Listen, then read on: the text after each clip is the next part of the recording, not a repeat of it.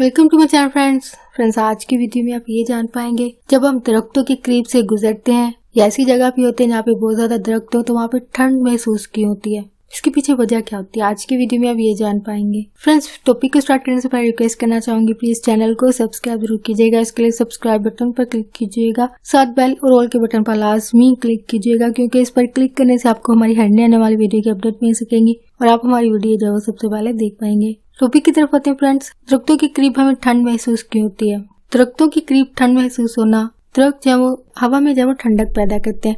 इस अमल का नाम, इस प्रोसेस का नाम जो है वो ट्रांसपिरेशन कूलिंग कहलाता है। इस अमल के दौरान दरख्त जो होते हैं, ट्रीज जो होते हैं, पानी को पत्तों के जरिए से जब वो फिजा के अंदर छोड़ते हैं, रिलीज करते हैं, जो कि ट्रांसपिरेशन के प्रोसेस के जरिए से जब वो ये अमल होता है। दरख्तों के इर्द गिर्द जब वो ठंड इससे महसूस होती है क्योंकि पानी जो कि ट्रांसपिरेशन के अमल के दौरान लिक्विड से जब वो बुखारात में, भाप में जब वो तब्दील होता है और पानी जो कि गैस की शक्ल में, बुखारात की शक्ल में, भाप की शक्ल में होने की सूरत में दरख्त के इर्द गिर्द के एरिया में, हवा में जो है कूलिंग इफेक्ट जो वो पैदा करते हैं, ठंडक का एहसास जो वो पैदा करते हैं। इसलिए जब भी आप दरख्तों के पास बैठते हैं या कभी ऐसे एरिया में से गुजरे हो जहाँ पे बहुत ज्यादा दरख्त हो तो वहाँ पे आपको ज्यादा एक्स्ट्रा ठंडक महसूस होती है, वहाँ पे ज्यादा ठंड महसूस होती है। चाहे आप गर्मी के मौसम में गुजरे हो या ठंड के मौसम में गुजरे हो, इसके पीछे वजह ये होती है दरख्त, ट्रीज जो है वो ट्रांसपिरेशन कूलिंग के अमल के जरिए, प्रोसेस के जरिए जो है वो दरख्तों में जो पानी होता है उसको भाप में